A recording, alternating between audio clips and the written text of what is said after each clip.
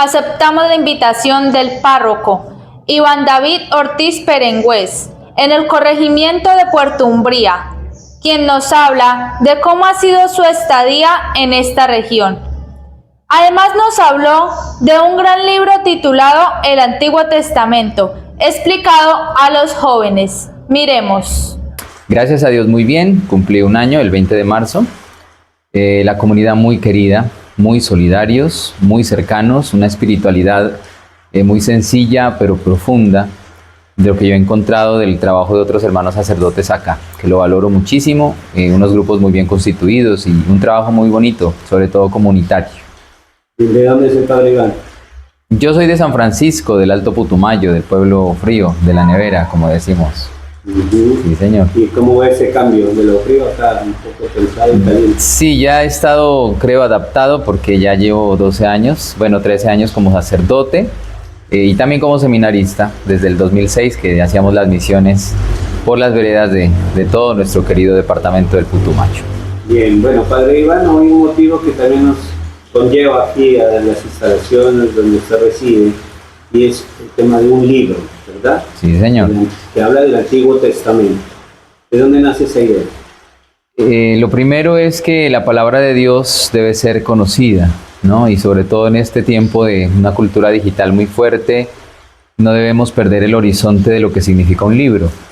Y segundo también porque no conocemos a veces como católicos el Antiguo Testamento. Conocemos el Nuevo Testamento y creo que a medias, mucho menos el Antiguo Testamento. Y el Antiguo Testamento habla de todo lo que significa la constitución de Israel como pueblo, como nación, como un querer de Dios, como esa promesa que Dios le hace a los patriarcas de una descendencia numerosa y también de una conciencia del pueblo que poco a poco se desarrolla de la presencia y cercanía de ese Dios que ha creado el cielo y la tierra. El Antiguo Testamento representa un himno, ¿no?, para Israel, un himno de unión, de cohesión, de nación.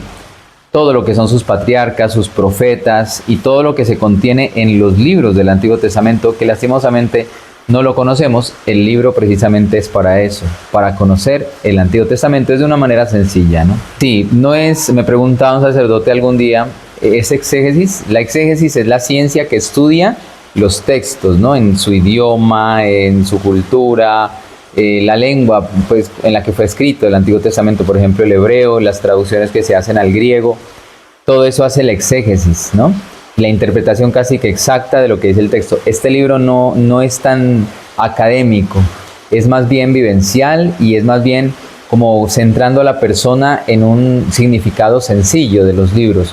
Aquí aparece cada libro del Antiguo Testamento, pero también está explicado de manera sencilla el contexto histórico, cuáles son los imperios que rodean a Israel, de dónde posiblemente surgen los textos, quiénes posiblemente son los autores. Entonces, el libro tiene esas características. Básicamente es el estudio de todo lo que hicimos en el seminario.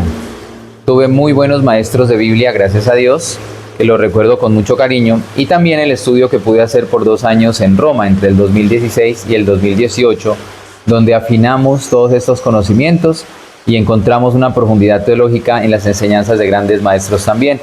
Entonces, a mí también me gusta mucho la lectura. Yo trato de leerme un libro al mes, ¿no? Me gusta mucho la cultura literaria y también entiendo lo que significa, como le digo, un libro para plasmar las ideas para que queden allí. Porque ahora en este tiempo digital, los libros digitales casi que los pasamos. Un libro en físico representa algo concreto que yo puedo tocar, que yo puedo abrir, que yo puedo sentir. Y además el libro está escrito, el título lo dice, explicado para los jóvenes. A ver, yo pienso que si los jóvenes entienden el libro, todos lo vamos a entender. Yo creo que el lenguaje universal del ser humano, en el que el ser humano se expresa, es el lenguaje de la juventud, en el que el ser humano puede comprenderse, porque es un lenguaje sencillo. Los jóvenes están como en esa edad media, ¿no?, de no ser tan niños ya, pero tampoco ser tan adultos. El lenguaje es puro, ¿sí o no? Lo mismo, este texto está escrito para que un joven lo entienda. Yo hice la prueba con algunos jóvenes que me dijeron, bueno, yo quiero leer su libro a ver si lo entiendo. Lo leyeron y les pregunté, ¿lo entienden? Me dijeron, sí, está muy claro. Si un joven lo entiende, todos lo vamos a entender. A ver, yo creo que más bien nosotros como iglesia no hemos abierto los espacios Hubo un tiempo en nuestra diócesis que la parte de los jóvenes la manejaba el hermano José Cruz, por allá a finales de los 80, comienzos de los 90, y era un trabajo muy profundo, ¿no? Después se dejó un bache muy largo, una ausencia de pastoral juvenil. Ahora agradecemos que Monseñor Luis Albeiro, antes de irse, también nombró al padre Luis Fernando Arciniegas como encargado de la pastoral juvenil, y está haciendo un excelente trabajo que valoramos mucho. Entonces los grupos juveniles están volviendo, se está volviendo a reabrir ese carisma juvenil en las parroquias. Uno va ahorita y ya encuentra jóvenes. Villagarzón, por ejemplo, aquí en Puerto Umbría hay un grupo juvenil que el padre Sergio Pulgarín también en su momento lo dejó. Uno va a Puerto Asís y encuentra grupos juveniles. Las Pascuas juveniles de este año fueron un testimonio de vitalidad entre los jóvenes que pudimos ver. Muchos habían subido en redes sociales. Entonces a veces nos falta como el espacio, abrir el espacio para que los jóvenes conozcan la palabra. Es cierto, sí. A veces encontramos en la misma palabra ejemplos de juventud. Por ejemplo, Dios elige rey al rey David siendo joven, siendo un jovencito, ¿no? Lo mismo el profeta Jeremías. Él le dice al Señor, yo soy un joven, y Dios le dice, no digas que eres joven porque yo voy a estar contigo. Dios elige a los jóvenes para grandes misiones. En el Nuevo Testamento, cuando Jesús resucita, las mujeres van y el texto dice que no encuentran a los ángeles, sino que encuentran a un joven vestido de blanco. Y eso es muy, muy interesante. Un joven se vuelve testigo de la resurrección de Cristo. O sea, los jóvenes en la Biblia tienen tareas fundamentales. Otro joven es el que le pasa los 5 panes y los 2 peces a Jesús. Eso está en el capítulo 6 de Juan. Andrés y Felipe le dicen al Señor, aquí hay un muchacho, aquí hay un joven que tiene esto. Entonces, con lo que da el joven, Jesús alimenta a toda una multitud. Sí, a ver, yo miro con mucha esperanza. Donde otros miran peligro en las redes sociales, yo miro mucha esperanza. Hay muchos jóvenes hablando de Dios en las redes sociales. Hay muchos influencers de Dios. Incluso en Roma se hizo un gran encuentro de influencers de los que pudieron asistir y el Papa les habló. Ustedes son los que están evangelizando todo ese continente de los medios de comunicación. Ya lo decía el Papa Francisco, el nuevo continente son los más media y los nativos son los jóvenes. Él lo decía ya. Entonces hay muchos jóvenes a través de las redes evangelizando a los mismos jóvenes. Y yo invito a los que están viendo el canal para que también se animen, para que también cojan su celular, se inspiren en otros jóvenes que anuncian la palabra y puedan también hacerlo ellos con alegría, sobre todo porque un joven transmite muchísima alegría, ¿no? Y es un buen vehículo para anunciar una buena noticia, que es la resurrección de Cristo Jesús. A ver, Jesús viene todos los días. Usted va a la Eucaristía y el Señor viene allí. O sea, Él se hace presente en el altar todos los días, sin necesidad de un espectáculo, porque a veces pensamos que la venida de Jesús va a ser un espectáculo, y no. Cuando el Señor le pedían un signo al mismo Señor, Él decía, no, yo no busco eso, un signo, sino sencillamente anunciar la palabra de Dios en la sencillez de las cosas. A mí me parece que la venida del Señor se da todos los días. También se da cuando yo parto de este mundo. Yo me encuentro con el Señor. Pero sí esperamos una venida gloriosa. Eso sí, no sabemos cuándo va a ser. A veces caemos en el error de creer en estas, yo digo, profecías de desventuras, que pensamos que la venida de Cristo va a ser una destrucción del mundo. No, yo pienso que el Señor, Él es el príncipe de la paz y va a venir en paz. Y segundo, nunca nos dejemos llenar de temor por aquellos que dicen ya viene. Sí, el Señor ya viene, pero no sabemos cuándo. La fecha y el lugar, el día, solo lo sabe Dios Padre. Eso lo dice Jesús. Eso solo lo sabe el Padre, ni el Hijo, ni los ángeles. Por lo tanto, no nos dejemos llenar de temor, porque el Señor mismo lo dice, ¿no? Cuando se encuentra el ángel con la Virgen María en la Anunciación, le dice, no temas, María. Y en estos días de la resurrección también, cuando el Señor se encuentra con las mujeres, lo primero que les dice es, no tengan miedo. Si uno está en paz, yo se lo digo a usted, que venga el Señor. Antes sería una gran alegría. Hay una anécdota, perdón si me extiendo un poquito, pero hay una anécdota de San Juan Bosco con Santo Domingo Savio. San Juan Bosco es el gran patrono de la juventud y él tenía un oratorio en Turín, en Italia, donde él llevaba a muchos jovencitos para enseñarles la palabra de Dios, los sacramentos y la vida de la iglesia. Y entre ellos tenía un alumno que era Domingo Savio, que después también va a ser santo. Y algún día San Juan Bosco lo encontró a Domingo Savio jugando. Y entonces le dijo, Domingo, ¿tú qué harías si Jesús viene ahorita? Si ahorita se da la segunda venida. Y Domingo Savio se quedó en silencio y después lo alza a ver a San Juan Bosco y le dice, seguir jugando, padre. Porque yo creo que alguien que está en paz, que venga el Señor. Y si viene el anticristo, ¿cuál es el miedo? Nosotros estamos con el que lo venció y lo derrotó hace 2000 años, así que no nos dejemos meter temor. Yo creo que esa es la mayor derrota del catolicismo, dejarnos meter temor. Exacto. El Antiguo Testamento fue escrito más o menos en 1400 años. Que a mí eso ya nos da un mensaje. Es un mensaje de paciencia. Es un mensaje de ir construyendo poco a poco, de ir cimentando las historias sobre otras historias que otros han construido. Por ejemplo, el que escribió la historia de Jacob ya sabía que antes de él estuvo Isaac y que estuvo Abraham, y dejó la historia abierta para que otros sigan construyendo. 1400 años. Sí, a veces este mundo nos acelera un poco. Estar pasando la pantalla, no digerimos. Yo creo, leí un informe hace días que nos informaba y nos decía que la atención estaba centrada casi que en 5 minutos, y eso es mucho. 3 minutos, ¿no? Para algunos jóvenes que pasan la pantalla y no son capaces de digerir. Entonces, el Antiguo Testamento es un mensaje de paciencia también, de la acción de Dios que va despacio. A veces incluso lo queremos forzar a Dios. Yo quiero que la voluntad de Dios sea ya, me decía alguien un día, padre, yo quiero que ya. Otra persona me decía, yo quiero hacerle una sugerencia a Dios para su voluntad. Yo le decía, no, hay que ser humildes, sencillos, silenciosos y esperar con paciencia las cosas, que con paciencia se va construyendo todo. Dejaré el número de celular, 320-975-2431. También en mis redes sociales aparezco como P. Iván Ortiz, es Padre Iván Ortiz. Usted me puede encontrar por Facebook, por TikTok, también en Instagram, allí estamos. Estamos haciendo también la campaña del lanzamiento de una página que es Verbum Domini, también como página web, también como en alguna de las redes sociales, que vamos poco a poco promocionándola, sobre todo para esto, para que conozcamos lo que es la palabra de Dios. A ver, pues bueno, sumando todo el tiempo desde que yo estuve en el seminario, diríamos unos 14 años, pero la redacción en sí fueron unos 3 años y medio.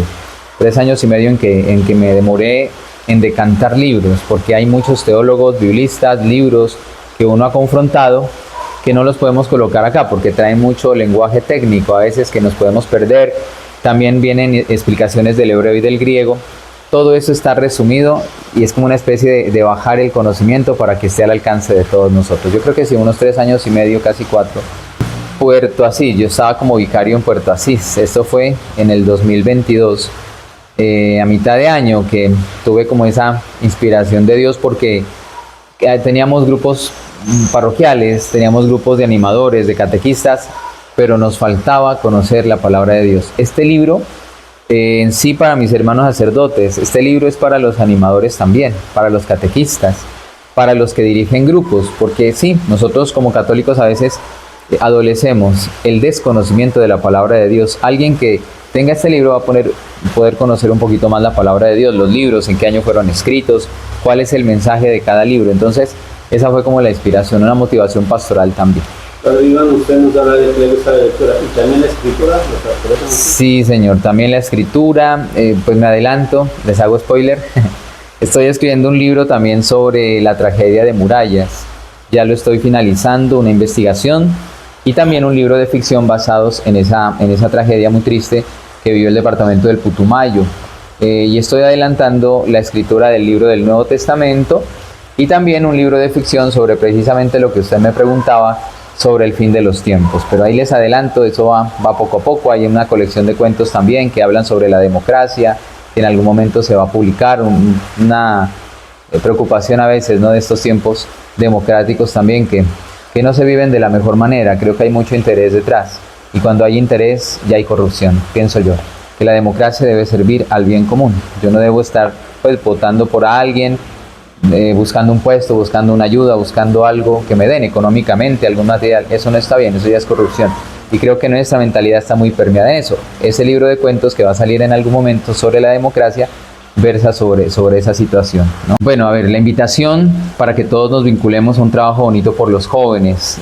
Hace 12 años, precisamente en Villagarzón, nació una idea, Sembrando Esperanza. Y de Sembrando Esperanza hacen parte muchos sembradores, que son los voluntarios que trabajan en beneficio de los jóvenes, sobre todo en la presencia en los colegios. Allí nosotros trabajamos lo que es proyecto de vida, la opción vocacional, la opción profesional. Es una orientación, ¿no?, de lo que los jóvenes pueden llegar a pensar sobre su futuro partiendo de un presente bien constituido y bien construido.